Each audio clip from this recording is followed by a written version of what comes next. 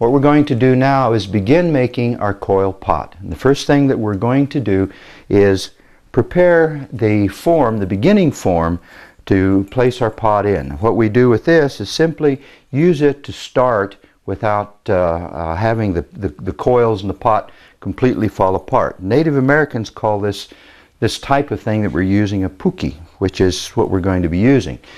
What I'm going to do in order to keep the clay, or allow the clay to slip out of this, is the good old magic WD-40. I'm going to spray the inside of this just a little bit and let it soak.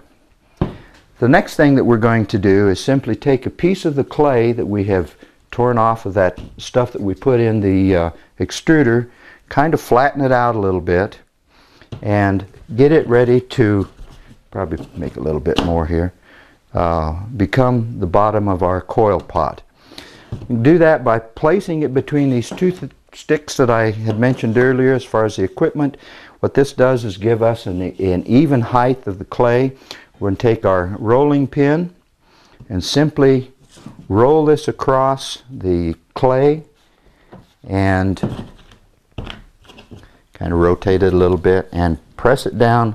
So now we have a piece of clay, get the air bubbles out of it, that is going to serve us, or serve as, the bottom of our pot.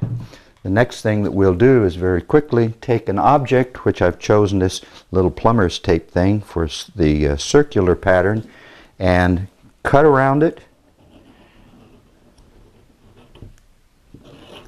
And out of that we have the form that's going to be the bottom of the pot. And then I'm going to take that, move this WD-40 around a little bit, and then simply place it in the bottom of the form. Okay.